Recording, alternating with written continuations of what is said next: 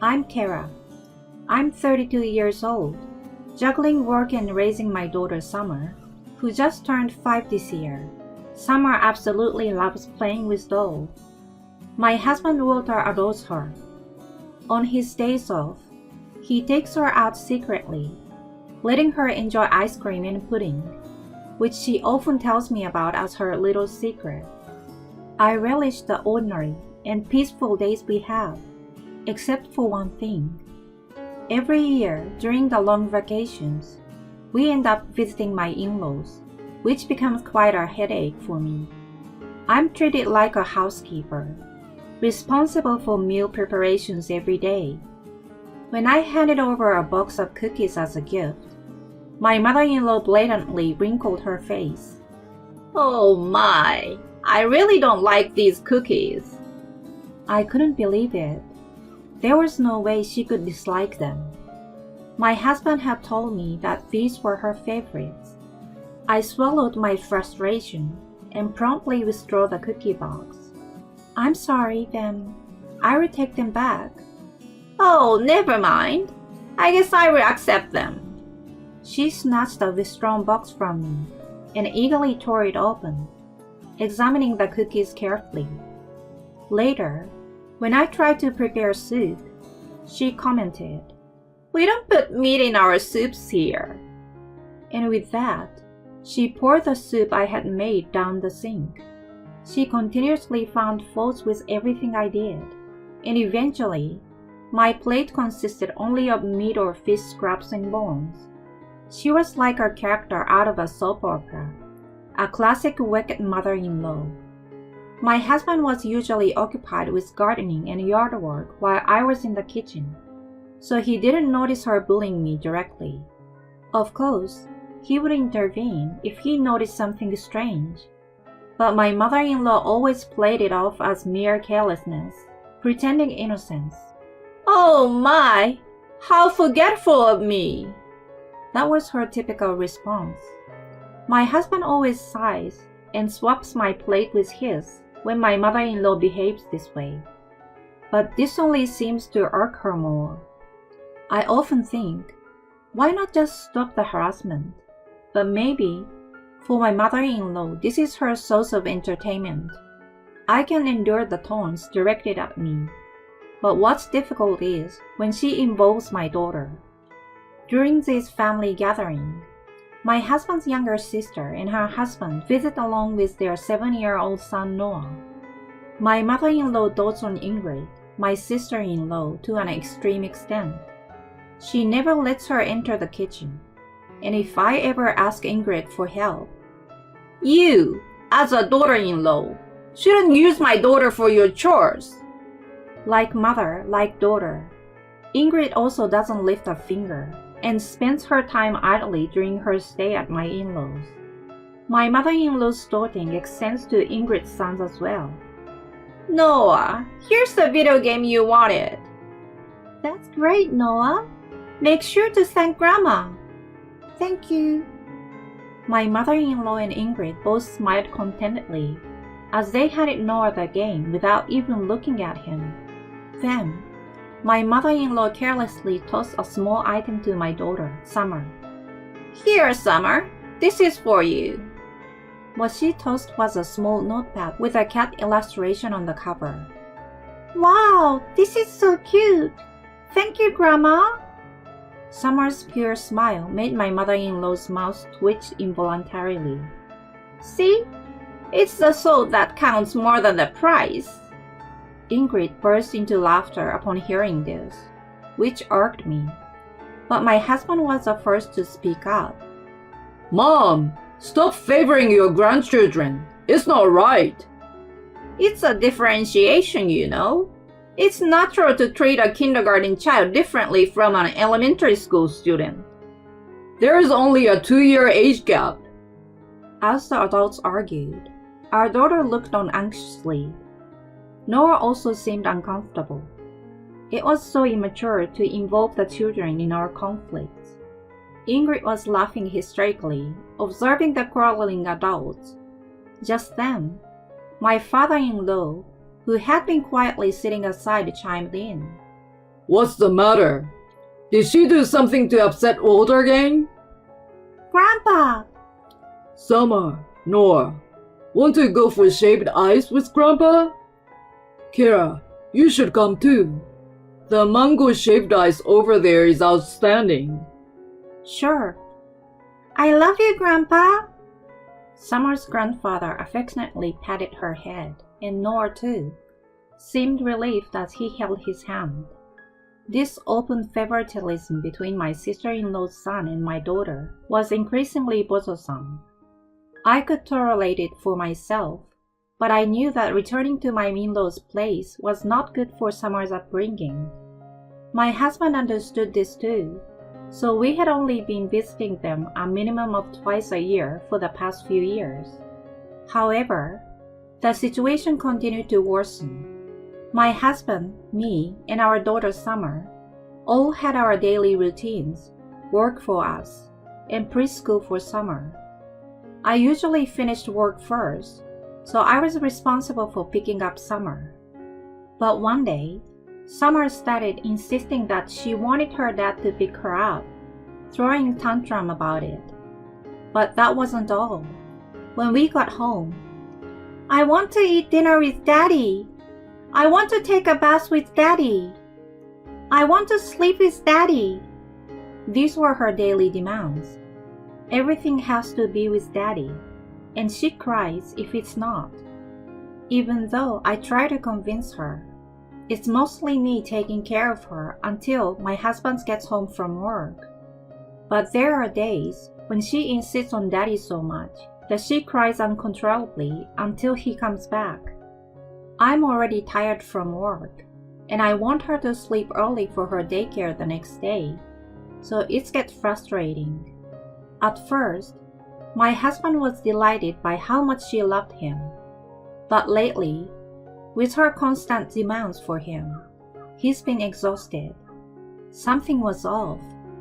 We both realized this was unusual, so we decided to ask Summer. "Summer, why do you want Daddy so much?" Summer looked at me with a serious expression and tightly grasped her skirt. "Because Daddy is going away." Huh? Suddenly, Summer shouted at us. "Because Daddy is not Summer's real daddy. That's why she's going away." "Sweetheart, what are you talking about?" What in the world is my daughter saying? My husband tried to talk to her gently. Daddy is your real daddy. "No, you're not, because I don't look like Daddy at all." We exchanged glances.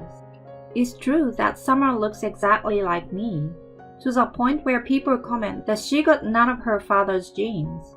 "Summer, you might look like Mommy, but you're both Mommy's and Daddy's little one." "No, he's not my daddy. He's not." I try to calm her down, but my daughter stubbornly shakes her head. And then she shouts something unbelievable. "Grandma said I don't look like Daddy because Mommy cheated, and Summer's real daddy is someone else." What? Our simultaneous reactions reflected our shock. Mom? How could she? "Yeah, Walter, this is just too much." I desperately suppressed the urge to storm out and kick down the door at my in-laws. My husband's tempers were throbbing with anger, but we needed to talk to our daughter calmly. Summer, you're definitely Daddy's little one. And Mommy would never do something that would make you and Daddy sad. Right, Kara? My husband looked directly into my eyes. With nothing to hide, I returned his gaze squarely. "Of course, Daddy can only be your daddy." "Really?" As my husband and I nodded emphatically, the tension visibly drained from Summer's body. I pulled her close to me. "I'm sorry, Summer. I apologize for not realizing her anxiety earlier. You are definitely Mommy and Daddy's little one. You will always be with us, Summer." My reassurance made Summer's contorted face relax, and she burst into tears, trembling in my arms. That night, My husband and I slept holding her hands. I had been naive. I failed to see through my mother-in-law's foolishness when she could instill such malicious lies in her young granddaughter. "I'm sorry, Summer. Mommy will fight for you." With her left hand, my daughter held on to me while my husband lying beside her glared with anger in his eyes. We would never forgive my mother-in-law. Absolutely never. During the weekend, we left Summer with my mother and confronted my in-laws. Ingrid, who happened to be visiting, sat beside my mother-in-law, smirking while eating ice cream. "What? Isn't this just Summer's misunderstanding?" My mother-in-law played innocent, but when we pressured her, she quickly changed her tune. So what? She doesn't look like my son because it's true. Kara got pregnant with another man's child, didn't she? You hit her nerve, and now you're lashing out. Walter, wake up and move on. Find yourself a nice, young, and cute wife. Yeah, Walter has terrible taste in women, doesn't he? Well, I already produced an heir, so it's okay if Summer isn't around. Maybe leave your cheating wife and start over? You guys, I can't believe this. My husband's temper throbbed as he reacted to my mother-in-law and Ingrid's attitudes. I was furious, but at the same time, I was utterly astounded. To think that my daughter looked different from her son and was accused of infidelity so abruptly. Could it be? Suddenly, an idea struck me, and I voiced it. Could it be because you had a similar experience? What? My mother-in-law let out a strangled gasp, her face noticeably paling. I never thought it could be true, but did I hit her nerve? We wouldn't casually accuse someone of having an affair just because their child doesn't resemble them. But if you have had a similar experience, it all makes sense now. Mom? No way. My husband looked at my mother-in-law in disbelief. Even Ingrid, who was usually composed, seemed shocked as she let ice cream drip from her trembling hand while gazing at my mother-in-law. No, it's not like that. If it's not like that, why are you so agitated? Who is my real father? Walter, no! You're your father's son! So, Ingrid is a child from an affair, right? In that moment, my mother-in-law covered her mouth in shock. Seeing her reaction, even Ingrid widened her eyes and gasped. Mom? No!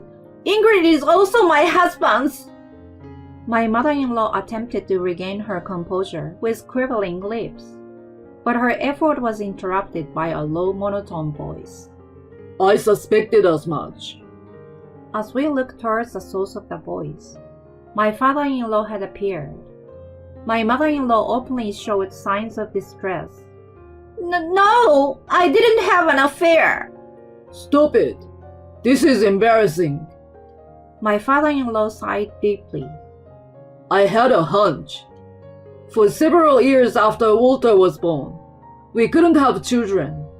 Or rather, we didn't engage in activities that could result in children. So when you suddenly pushed for a child and then became pregnant almost immediately, it felt strange. Still, when our daughter was born, she was adorable. I thought that if I endured it and pretended not to notice, I could protect my family and my children. But it seems I was wrong all along. That's not... Overwhelmed by shock, my mother-in-law stumbled and fell to her knees. Kara, I'm sorry for the discomfort my wife and daughter have caused you. Today marks the end of such discomfort. Thank you. These two are no longer part of our family. Dad! My mother-in-law and Ingrid both let out anguished cries. My mother-in-law clung desperately to my father-in-law's arm. It's really not true. Ingrid is undoubtedly your child. You believe Kara more than the woman who's been with you for over 30 years? Mom, stop it. This is embarrassing. My husband, frustrated and disgusted, stared back at his mother, who was glaring at him like a demon. In the midst of this, my father-in-law uttered calmly, That's right. Right, honey? You believe me, right? If it turns out Ingrid is not my child, it means you've deceived me for almost 30 years.